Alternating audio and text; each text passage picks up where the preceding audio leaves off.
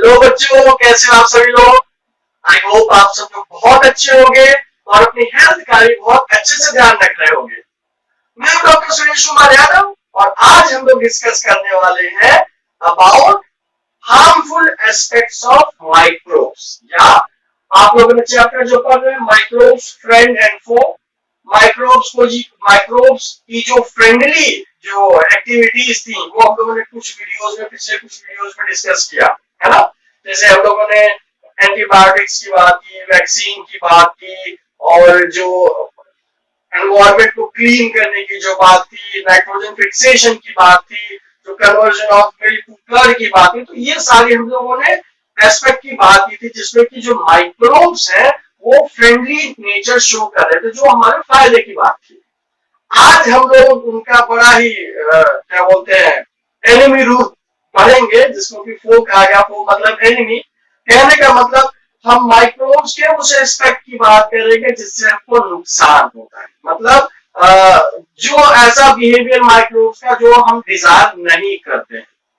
For example आप समझिए, बहुत सारे माइक्रोब्स हैं, ठीक है, उससे क्या होते हैं, उससे डिजीजेस होती हैं। आप लोगों ने सुना ही होगा भाई, बैक्टीरिया है तो बैक्टीरियल डिजीजेस कॉज करते हैं, वायरस है तो वायरल डिजीजेस कॉज करते हैं, फंगस है तो फंगल डिजीजेस कॉज कर सकते हैं, सो ऑन। और यही नहीं, सिर्फ ह्यूमन बीइंग्स ही सफर नहीं करते हैं, प्लांट्स भी सफर करते हैं और एनिमल्स भी सफर करते हैं, ठीक है। तो आज हम लोग इन्हीं सब बातों के बारे में कुछ डिस्कशन करेंगे और ये वीडियो के लास्ट तक हम लोग ये समझने की कोशिश करेंगे कि जो माइक्रोब्स है उसका जो फो नेचर है, जो एनिमी नेचर है, वो कैसा होता है, और उससे रिलेटेड कुछ इंपॉर्टेंट टर्म्स के बारे में बात करेंगे, राइट। तो सबसे पहली बात करते हैं हार्मफुल माइक्रोब। तो आपको पता ही है, जैसे सब आप जानते ही हो कि जो माइक्रोब्स है उसकी प्रेजेंस हर जगह है ना, हर जगह माइक्रोब्स प्रेजेंट है। बहुत सारे माइक्रोब्स हमारे लिए यूजफुल भी होते हैं, बट बहुत सारे माइक्रोब्स ऐसे भी होते हैं जिससे कि हमको क्या होता है, नुकसान होता है ना। तो ऐसे माइक्रोब्स को हम लोग क्या बोलेंगे, जो हमें हार्म करेंगे। दो चीजें यहाँ पर समझने वाली है, एक तो डिजीज है, डिजीज। तो अगर कोई माइक्रोब हमको डिजीज कर रहा है, डिजीज कॉज कर रहा है, तो ऐसे माइक्रोब को आप क्या बोलते हैं, पैथोजन। क्या बोलते हैं, पैथोजन। Pathogen, right. तो डिजीज कॉजिंग माइक्रोब को आप क्या बोलते हैं, पैथोजन, ठीक है। जैसे मैंने डिजीज के बारे में बताया ही, तो डिजीज ये कतई जरूरी नहीं है कि जो पैथोजेंस है, जो ह्यूमंस को ही अगर जो डिजीज करने वाले माइक्रोब्स को आप पैथोजन कहेंगे, नहीं। पैथोजन वो भी है जो प्लांट्स को भी हार्म कर सकते हैं और एनिमल्स को भी हार्म कर सकते हैं, मतलब किसी भी लिविंग सिस्टम को हार्म करने वाले माइक्रोब्स को आप क्या बोलोगे, पैथोजन, ठीक है। क्या ये पॉइंट समझ में आया। तो अगर हम बात करते हैं, पहले आप समझिए, जैसे इस समय अगर आप न्यूज देखें तो कोरोना की बात हो रही है ना, और कहा जा रहा है कि कोरोना बहुत तेजी से स्प्रेड हो रहा है। एक कंडीशन तो ये हो गई, ऐसी डिजीज की बात जो कि वो धीरे धीरे करके स्प्रेड होती है, from diseased person to a healthy person, अगर चीजें वो स्प्रेड आउट हो रही है। एक कंडीशन ये है। दूसरी कंडीशन मान लीजिए हमको यहाँ पर कट लग गया और वहां पर माइक्रोब्स की वजह से क्या हो गया, सेप्टिक हो गया, वहां पर थोड़ा सा पक गया, है ना। तो ये तो स्प्रेड नहीं हो रहा, डिजीज तो ये भी हो गई है, लेकिन ये तो स्प्रेड नहीं हो रहा। तो कहने का मतलब ये हो गया कि जो डिजीजेस हैं इनको आप दो कैटेगरीज में डिवाइड कर सकते हो, communicable diseases and non communicable diseases. तो अगर हम पैथोजन, तो आपको समझ में आ गया ना, ऐसे माइक्रोब्स, वो बैक्टीरिया हो सकता है, वो वायरस हो सकता है, वो फंगस हो सकता है, वो प्रोटोजोआ हो सकता है, जो कि डिजीज कॉज करेगा, तो उसको आप हमेशा क्या कहोगे, पैथोजन, ठीक है। अब ये जो डिजीज होती है, डिजीज होती है, ये दो टाइप की हो सकती है। एक हो सकता है कम्युनिकेबल और दूसरा हो सकता है नॉन कम्युनिकेबल।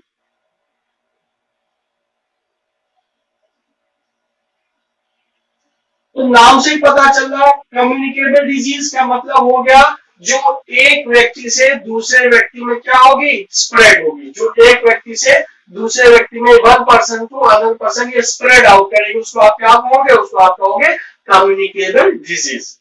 अब ये डिजीज जो है कम्युनिकेट करने के बहुत सारे मीन्स हो सकते हैं, ठीक है। कुछ एग्जाम्पल देखिए, सबसे सिंपल एग्जाम्पल की हम लोग बात करते हैं। घर में कहा जाता है ना कि भाई बाहर की चाट पकौड़ी और कटे हुए फल ये सब नहीं खाने चाहिए, ये कहा जाता है। उसके पीछे रीजन भी है, और आप सभी लोगों ने टीवी में ऐसे एडवर्टीजमेंट बहुत सारे देखे होंगे कि जैसे मान लीजिए ये हमारे पास बाहर एक क्या रखा हुआ है, मान लीजिए हम एक आलू की टिक्की रख देते हैं, ठीक है। आलू की टिक्की रखी है, बताशे या चाउमीन नूडल्स जो भी आपको पसंद है वो आप रख सकते हो, ठीक।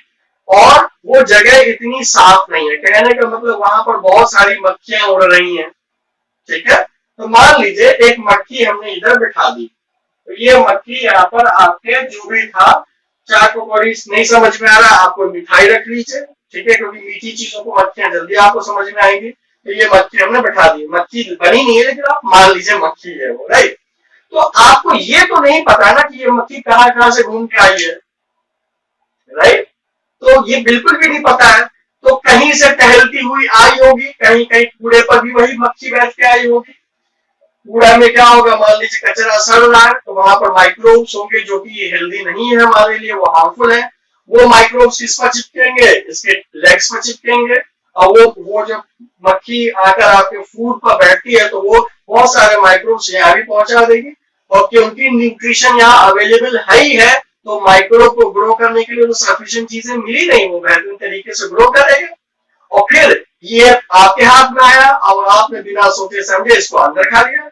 फिर क्या होगा, अगर आपकी इम्यूनिटी स्ट्रांग है, HCl आपका स्टमक का बहुत स्ट्रांग है, सफिशिएंट है, तब तो ये किल हो जाएगा। लेकिन अगर माइक्रोब की क्वांटिटी बहुत ज्यादा हो गई है तो आपके स्टमक का HCl भी कुछ नहीं कर पाएगा, और जिसकी वजह से आपको बीमारी हो सकती है। क्या ये पॉइंट समझ में आया? इसीलिए कहा जाता है कि बाहर की जो चीजें हैं वो कम से कम खानी चाहिए। बाहर की चीजें का मतलब आप ऐसी जगहों पर खाइए जहां पर साफ सफाई की व्यवस्था हो, ठीक है, मतलब क्लीनलीनेस का ध्यान रखा गया हो, ताकि कोई इंसेक्ट हो, कोई इस तरीके के जो कैरियर्स है, अभी हम लोग आगे पढ़ेंगे कैरियर्स के बारे में, वो स्प्रेड मतलब वो उन सब चीजों पर ना बैठे, क्योंकि अगर यहाँ पर माइक्रोब्स होंगे तो वो स्प्रेड होगा। तो एक तो मेथड ये हो गया कम्युनिकेशन का कि भाई फूड सब्सटेंस से हो जा रहा है, ठीक है, ये फूड भी हो सकता है, ये वाटर भी हो सकता है। तो अगर मोड ऑफ कम्युनिकेशन की बात करते हैं तो ये फूड भी हो सकता है, ठीक है, ये वाटर भी हो सकता है, ठीक है, ये टच भी हो सकता है, और ये एयर ड्रॉपलेट्स भी हो सकते हैं, ठीक है। तो आप देखो बच्चों, मान लीजिए फूड है, किसी को कई लोगों ने शेयर कर लिया, या पूरा का पूरा लॉट है वो शेयर कर दिया तो बहुत लोगों को बीमारी हो सकती है। इन द सेम वे अगर ड्रिंकिंग वाटर है उसमें भी ये माइक्रोब्स ग्रो कर रहे हैं, भाई ऐसे तो दिख नहीं रहा है, लेकिन मान लीजिए वाटर में कुछ कंटेमिनेशन था, न्यूट्रिशन मिल रहा है और वहां पर माइक्रोब बेहतरीन तरीके से ग्रो हो रहा है, तो क्या नुकसान है?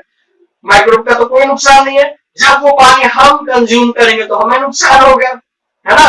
तो कहने का मतलब जो जो डिजीजेस है ये वाटर बॉर्न डिजीजेस भी होते हैं, जिससे कि जो, या आप ऐसे भी कह सकते हो कि ये वाटर के थ्रू स्प्रेड होता है। अभी हम आपको बताएंगे, एक टेबल के थ्रू बताएंगे कि ये डिजीज कैसे कैसे ये डिजीज स्प्रेड होगी, अभी खाली वो बता रहे हैं। सिमिलरली टच के थ्रू हो सकता है, टच के थ्रू मान लीजिए किसी को फॉर एग्जाम्पल कोल्ड है किसी को, आप देखो सिंपल एग्जाम्पल है, कोल्ड है किसी को, वो बार बार छींक रहा है, उसके हैंड्स में क्या लग जाएगा, उसके हैंड्स में बहुत सारे फ्लू, कोल्ड फ्लू के जो है वायरस वो लग जाएंगे। फिर किसी से उसने हाथ मिलाया तो क्या होगा, वो वायरस वहां भी पहुंच गया, फिर उसने भी कर लिया तो क्या होगा, ट्रांसमिट हो जाएगा। और अब तो आप रोज न्यूज देख ही रहे हो, कोरोना के केस में यही हो रहा है।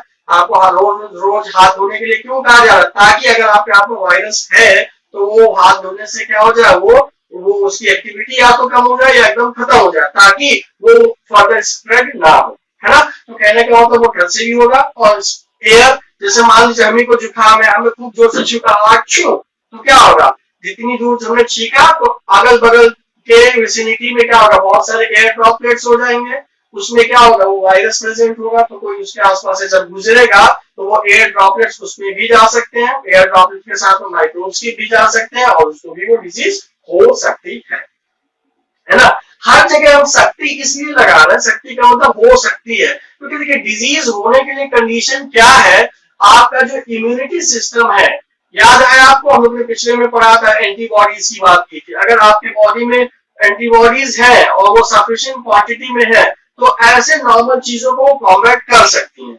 लेकिन अगर आपका इम्यूनिटी सिस्टम थोड़ा वीक हुआ तो ये जो माइक्रोब्स हैं ये बहुत फल फूल जाएंगे, मतलब अपना नंबर बहुत ज्यादा बढ़ा लेंगे, जो कि अल्टीमेटली एक डिजीज फॉर्म में वो अपीयर होने लगेंगे, राइट। अगर हम बात करते हैं नॉन कम्युनिकेबल डिजीजेस की बात करते हैं, तो नॉन कम्युनिकेबल डिजीजेस से इतना ज्यादा परेशान होने की जरूरत नहीं होती है। क्यों नहीं होती है? क्योंकि मान लीजिए अगर 1% को डिजीज है तो वो उसी में ही लिमिटेड रहेगी, उसकी वजह से और लोगों को नुकसान नहीं होगा, है ना। इसीलिए ज्यादा प्रॉब्लम कम्युनिकेबल डिजीजेस से ही होता है, क्योंकि वो बहुत तेजी से स्प्रेड आउट करती हैं और जिनका इम्यूनिटी वीक है, जिनकी इम्यूनिटी कम है, उनको बहुत ज्यादा हार्म करती हुई चलती, ठीक है। तो ये जो डिजीजेस है ये एनिमल्स के लिए भी हो सकती है, ये प्लांट्स के लिए भी हो सकती है, और ह्यूमंस के लिए तो बात हम लोग कर ही रहे हैं, है ना। क्या ये पॉइंट समझ में आया? तो अभी हम लोग एक चार्ट के थ्रू डिस्कस कर लेंगे वेरियस टाइप्स ऑफ डिजीजेस जिनके कैरियर्स क्या है। हाँ, हमने 2 बार कैरियर की बात कर ली, तो अब जरा हम यहाँ पर कैरियर की भी बात कर लेते हैं कि कैरियर क्या होता है। तो देखो, अभी हमने थोड़ी देर पहले कैरियर की बात की थी। जो माइक्रोब्स थे, माइक्रोब्स जो कि एक्चुअल में डिजीज कॉज कर रहे हैं, वो अपने आप एक जगह से दूसरी जगह नहीं पहुंच रहे हैं, उनको पहुंचाने के लिए रिस्पॉन्सिबल कौन है? इंसेक्ट्स रिस्पॉन्सिबल है।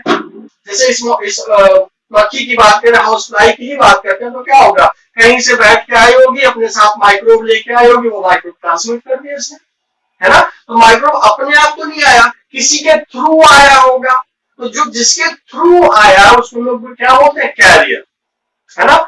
अब अगर आप लोगों ने मलेरिया की बात सुनी है, मलेरिया की बात तो आपको पता ही है, जैसे मलेरिया किसके थ्रू होता है, किसके काटने से होता है मलेरिया? मच्छर के काटने से होता है।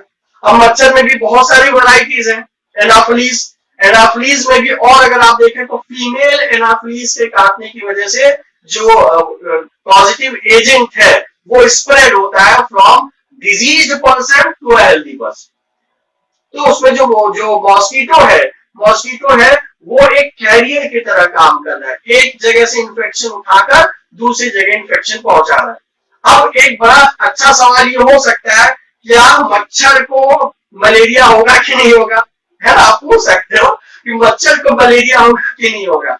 तो एक मच्छर को मलेरिया नहीं होगा, रीजन बीइंग कि जो माइक्रोब्स हैं वो मच्छर की बॉडी में डेवलप नहीं कर पाते, तो उनको डेवलप होने के लिए जो एक सुटेबल जो कंडीशंस है वो ह्यूमन बॉडी में ही मिलेगी, तो इसीलिए वो ह्यूमन बॉडी में सरवाइव करते हो, फर्दर ग्रो करते हैं, ठीक है। तो कैरियर क्या हो गए? कैरियर वो इंसेक्ट्स हो गए या ऑर्गेनिजम्स हो गए जो डिजीज को या माइक्रोब्स को एक जगह से दूसरी जगह पहुंचाते हैं। इसको सही से बोलेंगे, डिजीज्ड पर्सन से लेकर हेल्दी पर्सन तक जो माइक्रोब्स का जो ट्रांसमिट होता है, जिस मीडियम की वजह से, जिस ऑर्गेनिज्म की वजह से, उसको हम लोग क्या बोलते हैं? उसको बोलते हैं कैरियर, ठीक है। अब इसीलिए कैरियर, क्योंकि बहुत बार जो कैरियर है वो इंसेक्ट्स होते हैं, और इंसेक्ट्स के लिए खास बात क्या है कि इंसेक्ट्स की जो ब्रीडिंग प्लेसेस है, मतलब इंसेक्ट्स जहां मल्टीप्लाई करते हैं, वो यूजुअली क्या होता है? वाटर या उसके आसपास की बॉडीज होती हैं। वाटर बहुत ही, मतलब बिना वाटर के जो इंसेक्ट का सर्वाइवल बहुत ही मुश्किल है। और आप अगर ये कहिए कि इंसेक्ट्स जो है ब्रीडिंग प्लेसेस ही कहाँ? वाटर में। डेंगू की अगर आप बात करें, अगर आप टीवी पर एडवर्टीजमेंट भी देखते होंगे, कुछ दिन पहले तक अरविंद केजरीवाल कहते थे कि हर संडे 10 बजे 10 मिनट, ऐसा ही कुछ एडवर्टीजमेंट था, है ना। तो घर की साफ सफाई कीजिए, कूलर के पानी भरिए, पानी को रुके नहीं रहने दीजिए, गड्ढे हो पानी उसमें भर दीजिए, ऐसे कुछ कहा गया था। कहने का मतलब है कि जो भी वाटर बॉडीज है हमारे आसपास में, खास करके जो स्टेगनेंट है, जो रुकी हुई वाटर बॉडीज है, वहां पर जो माइक्रोब्स है वो बहुत तेजी से ग्रो होते हैं, और खास करके उनके कैरियर्स और ज्यादा से ग्रो होते हैं। मैं थोड़ा इसको रेक्टिफाई कर दूं, कैरियर्स की अभी हम लोग बात कर रहे हैं, तो कैरियर्स बहुत ज्यादा ग्रो होंगे। अब सवाल आता है, भाई कैरियर्स ग्रो होंगे तो उससे हमें क्या? अरे भाई, जो कैरियर्स ग्रो होंगे तो लोग जो मच्छर का क्वांटिटी बढ़ रही है, तो ज्यादा मच्छर होंगे ना एक जगह से दूसरी जगह माइक्रोब्स पहुंचाने के लिए, मतलब डिजीज का स्प्रेड और तेजी से होगा ना। क्या ये पॉइंट समझ में आया कि नहीं आया? तो इसीलिए हमें अगर डिजीज को चेक करना है, माइक्रोब को चेक करना है, उसके स्प्रेड को चेक करना है, तो हमें क्या चेक करना होगा? हमें कैरियर के स्प्रेड को क्या करना पड़ेगा? चेक करना पड़ेगा।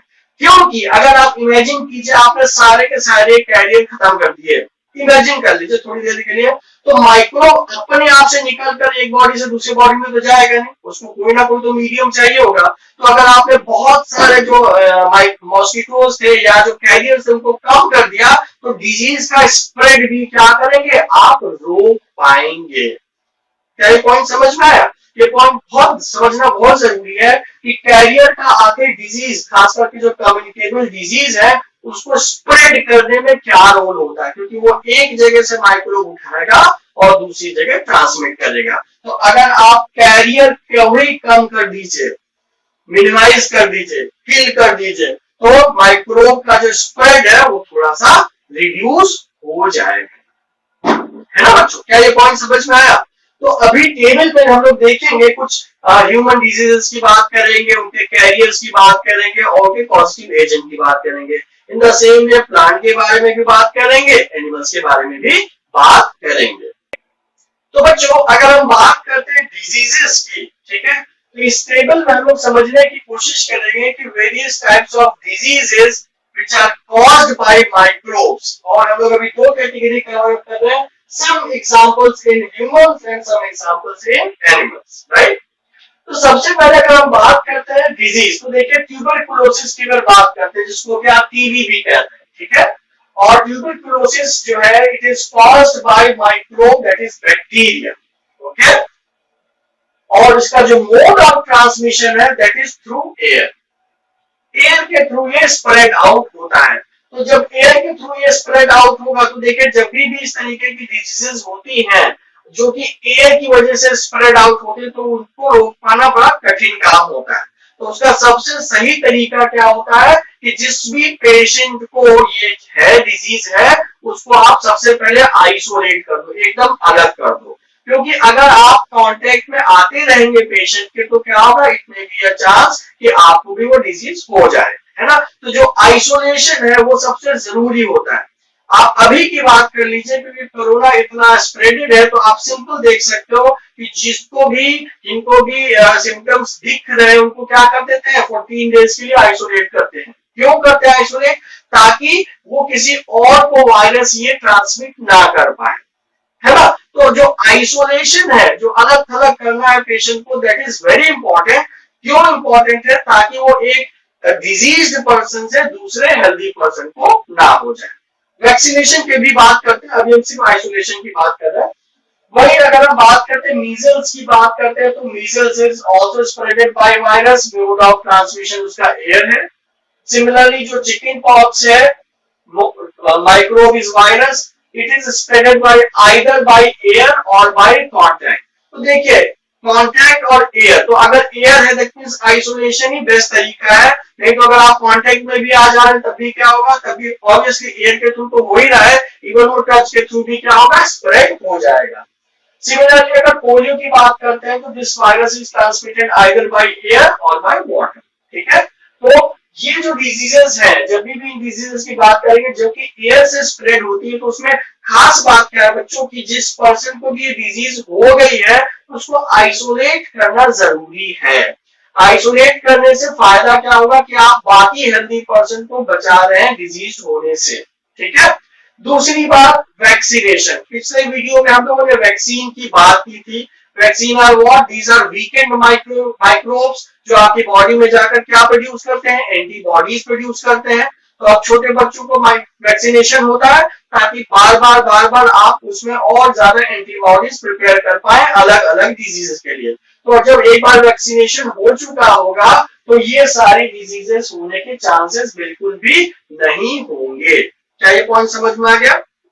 ओके, नेक्स्ट अगर देखते हैं कॉलरा, तो जो कॉलरा है it is being caused by bacteria, और ये वाटर या फूड बोर्न डिजीज है, मतलब इसका जो स्प्रेड होता है this is because of food and और this is because of water. तो अगर कॉलरा है वो बैक्टीरियम या तो गंदे पानी की वजह से स्प्रेड आउट कर रहा है या फूड की वजह से स्प्रेड आउट कर रहा है। तो गर्मियों में आपने अक्सर सुना होगा कॉलरा हो गया, तो खैर नंबर कम है, गाँव देहात में अभी भी बहुत सारे लोगों को एक साथ हो जाता है, ठीक है, क्योंकि आसपास जो भी कॉमन चीज यूज कर रहे हैं, मान लीजिए वाटर बॉडी यूज कर रहे हैं, वहां से पानी पी रहे हैं, तो उसमें अगर कंटेमिनेशन हो गया, माइक्रोबियल ग्रोथ होगी, तो पूरा का पूरा गांव या आधा गांव एक ही बीमारी से पीड़ित हो जाता है, राइट। वहीं पर अगर हम बात करते हैं टाइफॉइड की, तो टाइफॉइड जो होता है it is caused by bacteria और ये वाटर से स्प्रेड होता है ना। तो देखिए सबसे पहली चीज क्या है कि जब भी कॉलरा और टाइफॉइड की बात होती है तो ये इसका जो सोर्स है, सोर्स क्या था, डर्टी वाटर या कंटेमिनेटेड वाटर है। तो सबसे पहले यही कहा जाता है कि आप पानी को उबाल के पीजिए, ठीक है। ऑल्दो अब हम लोगों के पास सबके घर में ऑलमोस्ट आरओ लगा हुआ है जो कि फिल्टर करके सारी चीजें देता है, लेकिन बहुत सारे लोग अभी भी ऐसे हैं जो आरओ का पानी नहीं पीते हैं, है ना। हम इस डिबेट में नहीं जाएंगे कि आरओ का पानी पीना अच्छा है कि नहीं अच्छा है, अभी उस पर नहीं जाते। अभी सिर्फ ये समझिए कि जो माइक्रोब्स हैं उनको रिमूव करने की पूरी पूरी कोशिश करता है आरओ, लेकिन जिनको अगर ये डिजीज हो जाती है तो कोशिश ये की जाती है उनको बॉइल्ड वाटर दिया जाए, पानी को खूब खौलाया जाए, फिर ठंडा करने के बाद तब दिया जाता है कि उसमें कोई भी माइक्रोब्स ना हो। उसके अलावा फिर से क्या प्रिवेंशन, वैक्सीनेशन करा लीजिए भाई, अगर वैक्सीनेशन हो चुका होगा, वो हुआ है, तो कभी भी आपको कॉलरा या टाइफॉइड नहीं होगा, ठीक है। क्या ये समझ में आ गई बात। इसके बाद अगर बात करते हैं मलेरिया, डेंगू, ठीक है, तो ये सब क्या है, ये सब बहुत कॉमन चीजें हैं जो किसकी वजह से हो रही है, मॉस्किटो की वजह से। ये उसका कैरियर है और पॉजिटिव एजेंट कौन सा है, प्रोटोजोआ है, तो इसकी वजह से हो रहा है। और कैसे प्रिवेंशन करेंगे, सिंपल बात है भाई, मच्छर को काटने मत दो, मच्छर आपको बैठने नहीं चाहिए, तो उसके लिए आपको जो करना पड़े करो। आपको ऑल आउट लगाना है, आप ऑल आउट लगाओ, आपको ओडोमॉस लगाना है, आप ओडोमॉस लगाओ, आपको मॉस्किटो नेट लगाना है, आप वो लगाओ। ये सब नहीं करना चाहते हो, बैडमिंटन ले लो, वो भी, उससे भी आप मच्छर मार सकते हो। कुल मिलाकर मच्छर मारना है, ठीक है, ताकि ना वो आपको काटे ना ये डिजीज स्प्रेड हो, ठीक है। तो ये प्रिवेंशन है जो आप कर सकते हैं। अब ये मत कहना कि सर ने कहा था तो हम हाथ से लेके कि घर में पूरे लेके घूमेंगे, ये मैंने कतई नहीं कहा, बस मच्छर नहीं काटना चाहिए, राइट।